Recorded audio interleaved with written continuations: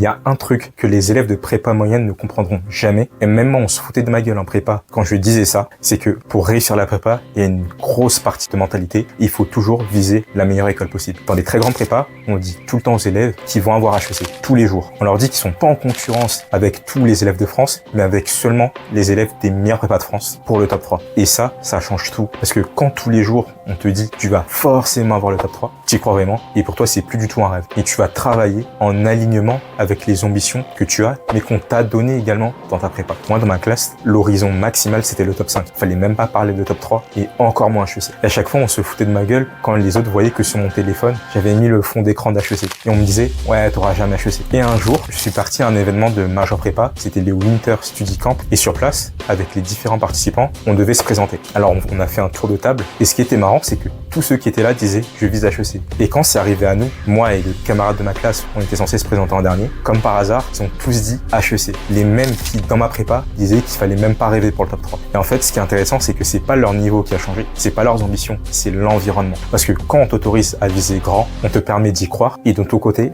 tu vas mettre en place le travail nécessaire pour que tu arrives. Donc, même si actuellement t'as pas le niveau pour un top 3, même si dans ta prépa on te répète tous les jours que t'auras jamais HEC, eh bien tu t'en fous, fais comme si tu révisais pour HEC, parce que si malheureusement t'auras pas HEC, bah c'est pas grave si t'as l'ESSEC ou le SCP, c'est quand même de très bonnes écoles. Comme l'a dit un ancien, il faut toujours viser la lune, car même si ça marche pas, au moins tu tomberas dans les étoiles.